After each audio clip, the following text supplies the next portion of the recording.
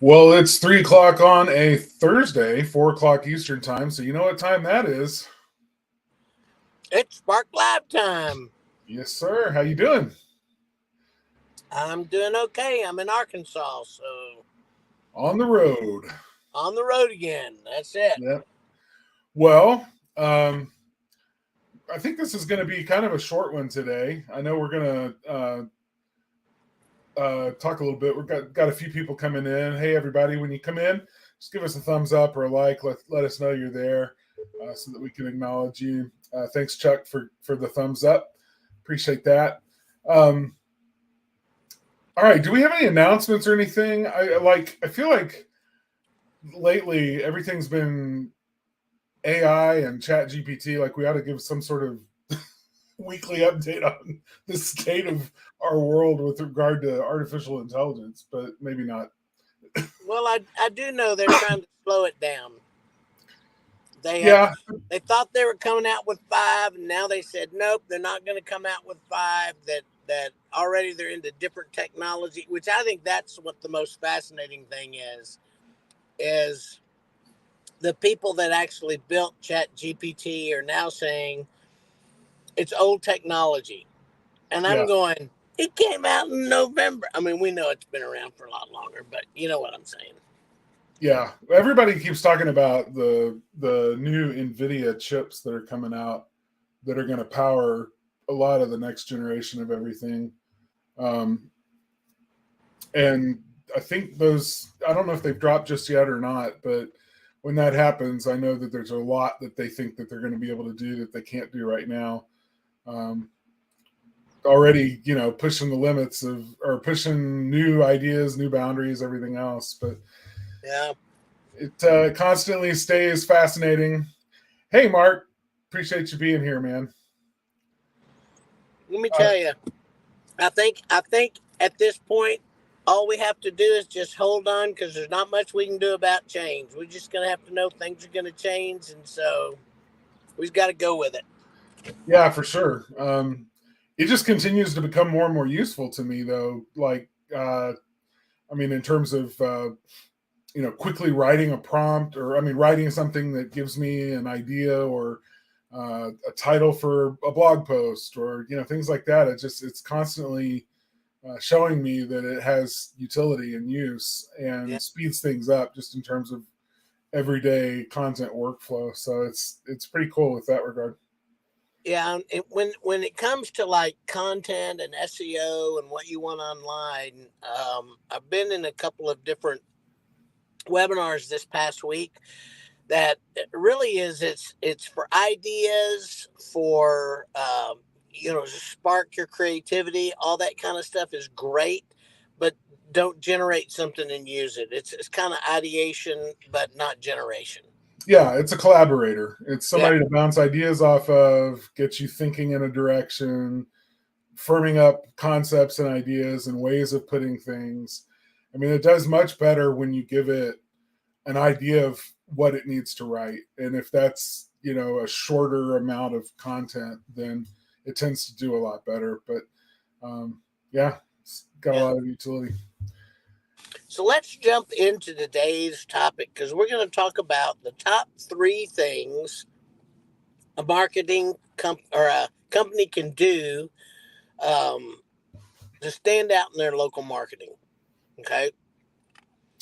Yeah, these are three things that just off the top of, as we were making our list, these were the three that we thought had the most um,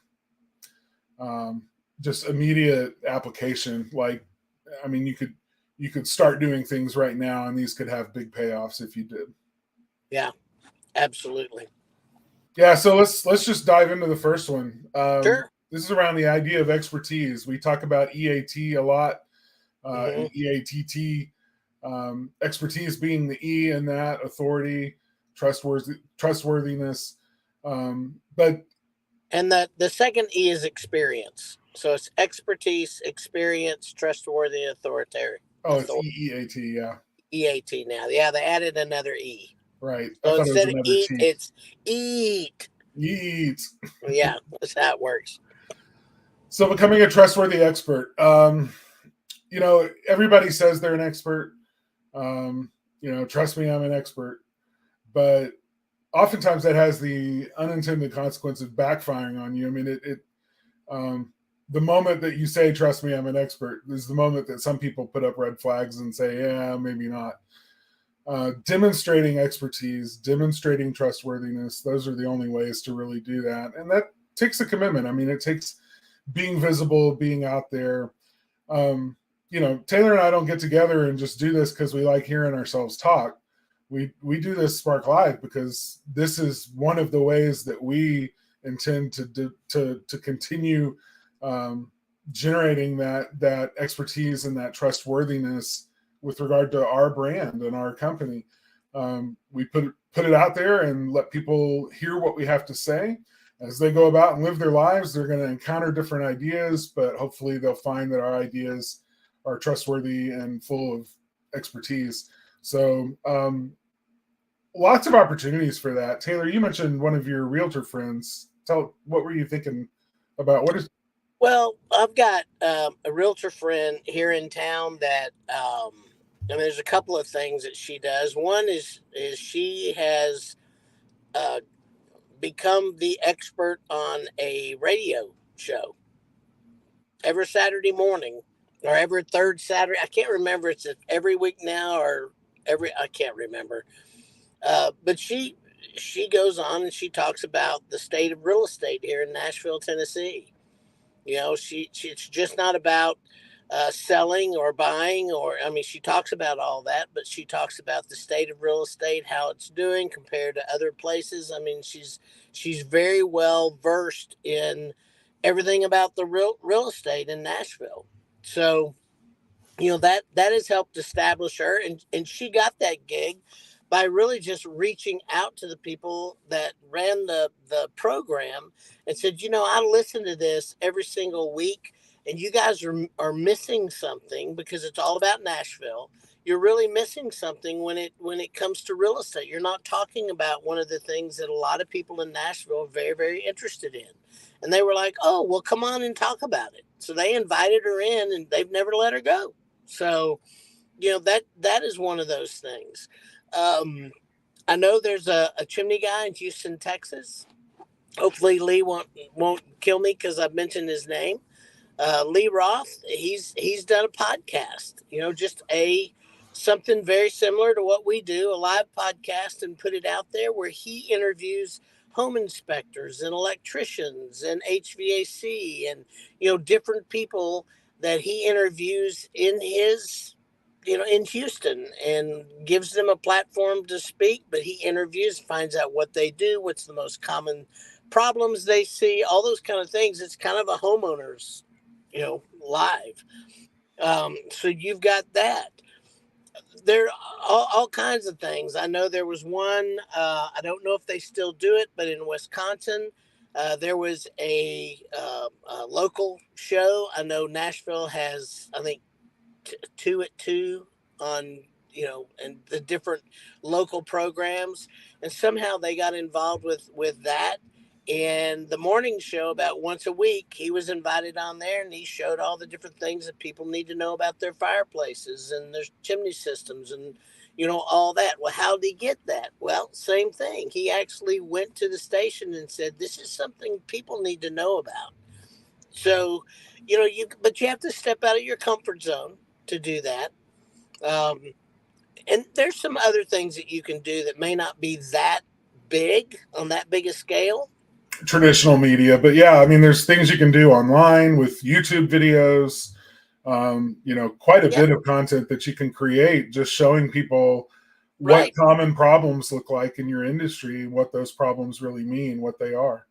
But if you're uncomfortable with that, you can also put together a lunch and learn, call the realtors in your area and say, hey, I want to come and bring lunch to your realtors, and it can be Subway sandwiches. I mean, let me tell you, so working as a mortgage guy, I worked in a real estate office. If you had food, it's great. If you do a lunch and learn in the morning and just take a bunch of cheap donuts, they'll eat them up, love it. They'll love you forever. So I'm just saying, it doesn't have to be a lunch and learn. It can be a breakfast, and speak for 15 minutes. about why it's important for them to call and get those chimneys inspected before, buyer seller situation. There's just those kind of things that are out there, and people are hungry for you to reach out to them and say, I would like to provide this to you.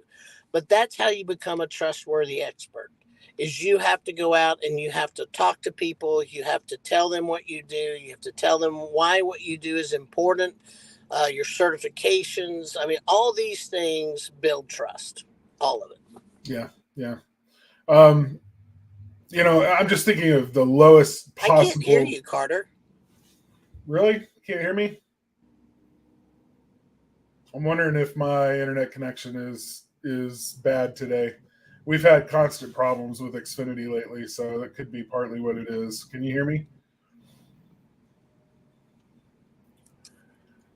Can everybody else hear you but me? I don't know.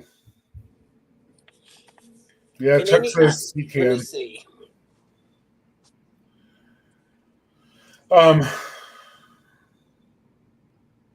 Well, I'm going to go. Yeah, Chuck says he can hear me, so I'm going to continue. Am I the only one that can't hear you, Carter?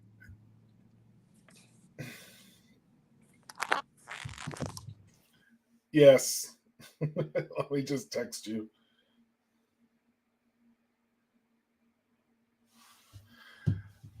Okay.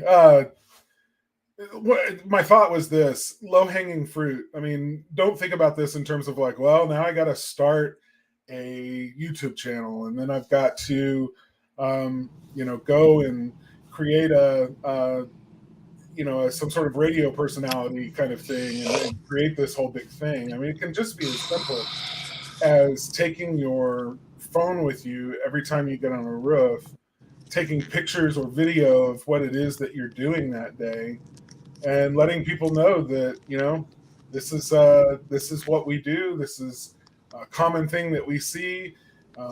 We see this on the majority of roofs or whatever, right? I mean, just adding some running information about the services that you provide and the information that you provide can be a really helpful way for people to see,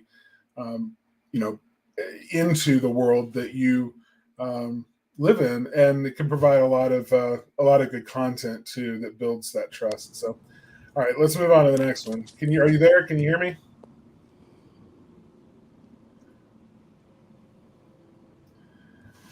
All right. I'm not sure why Taylor can't hear me, but we're going to keep moving. Yep, Taylor dropped out. So strange. Not sure. All right, here's the next one. Do something unique and let people know. Sorry, that was the third one. Well, we'll start here and end on the other one. Do something unique and let people know. This is these unique kind of marketing gimmicks, if you will. You see them all the time. I'm just thinking of here in the Nashville market. I see there's a company that goes around. They're in the pink trucks, and I think they do windows or something. But their slogan is, "You make the coffee, we'll bring the mug."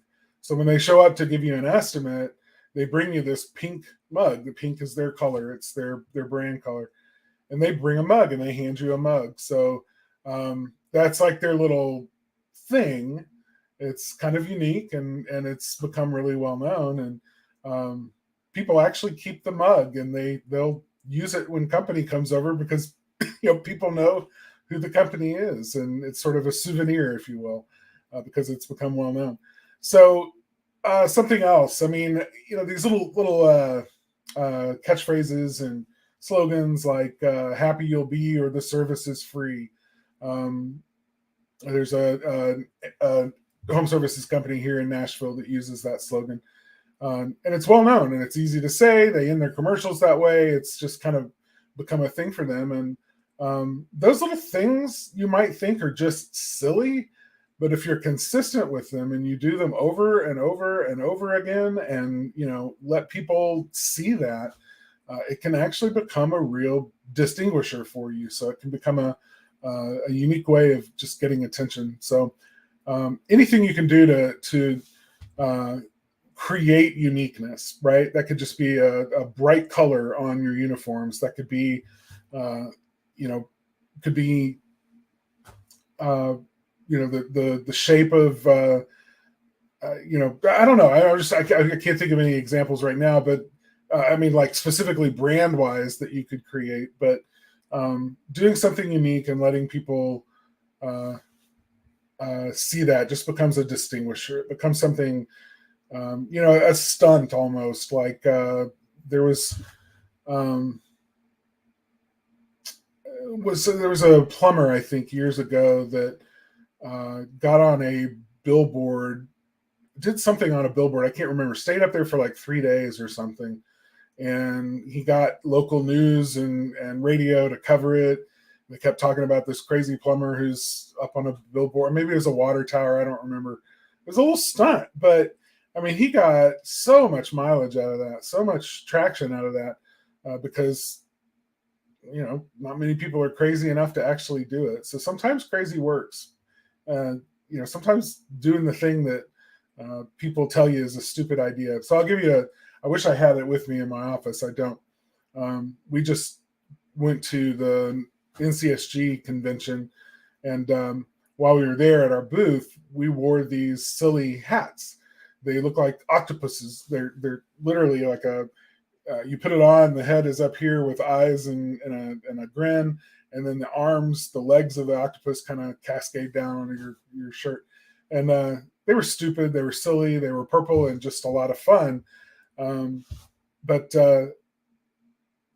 one of the reasons that we did it was we were there talking about Customer-Matic, and that was what we were showcasing at our booth. And you know, Customer-Matic, our slogan is tame the communications monster in your office. You know, talking about how customer communications and the frantic nature of that, and answering phones and emails and sending all the stuff and doing all the things can get really tense sometimes, and sort of bring out the monster. And so the idea is that with Customer-Matic and automating those things and giving you a centralized place to be able to see everything all at once and respond back to your customers is this way of taming the communication monster. So we had shirts with these tentacles on them, and we had these goofy hats, and we sat there in the booth wearing these hats. And of course, everybody knows me and Taylor in this industry, and they see us and they're like, you know,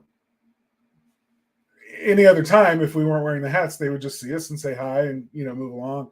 But the hats just stopped people, and it made some people just laugh out loud. People wanted to take pictures of us with the hats. People were asking if we had more of them. It was just this fun way of, you know, connecting with people and having a good time, but at the same time, kind of making the point that we were trying to make about what our software does, and, you know, giving us a way to get into the conversation. So that was a lot of fun. And it worked. People still are talking about it. I got an email the other day. Somebody said, "P.S. Are you wearing your hat right now?" It's like, yeah, I haven't gotten a "what are you wearing" text in a while. So that was a little creepy, but it was fun. All right. Last one. We'll end here today. Promoting good works and what you do in your community. So this is... this one is personal. I mean, you know, as a human being, there are certain things that you want to support, things that you want to see increase in the world, things that you think are important and worthy of supporting. And your company becomes a vehicle for you to be able to do that in a really powerful way. Maybe, you know, even more than what you could do as an individual or as a family. So being able to use that, though, as a way of standing out in your market and in your community is not an insignificant thing. You know, and I don't mean simply being charitable in order to get the attention. I just mean using the strength of your business, your employees, the attention that you get from, you know, being in front of your customers. All of that becomes a way of, you know, drawing attention to the thing that you want to promote. But then it also becomes a way for people to see that you do good in your community, that you're about giving back to your community. And it becomes a real way of distinguishing yourself. in the chimney industry, there's a couple of charities that people support regularly, and those charities are they do great work, and they make it really easy. Especially Sweep Away Cancer is the one I'm thinking of. That they have a month that they sell shirts for entire teams, companies to wear, and they use it to raise awareness about National Cancer Awareness Month, and they're able to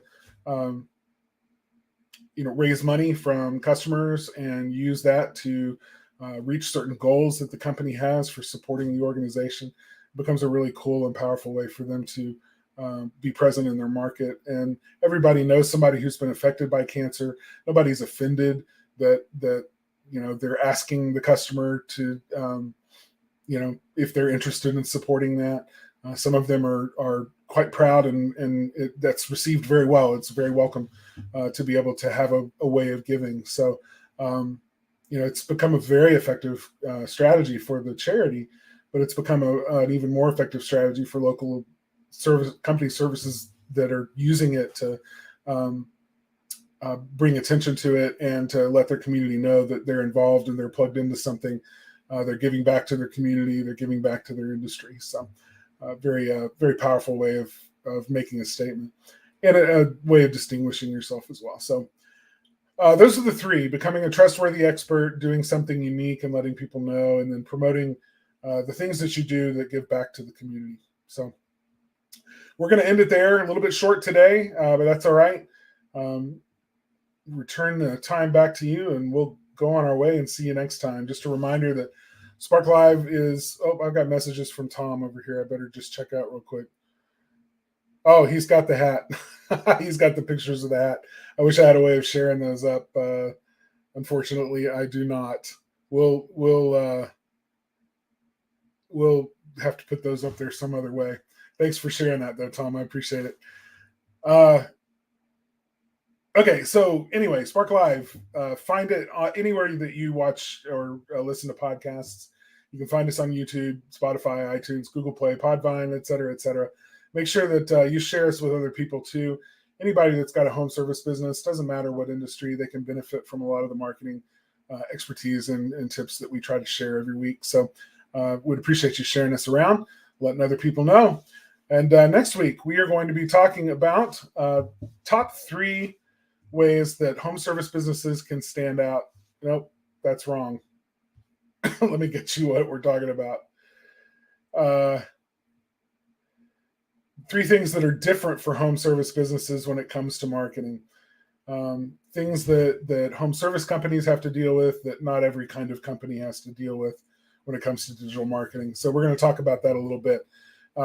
So make sure you join us. Hope you'll be here. Thanks, everybody. Appreciate it. Sorry, Taylor had trouble. Hopefully I didn't. Hopefully you can hear me, but we will see you again next week. Thanks.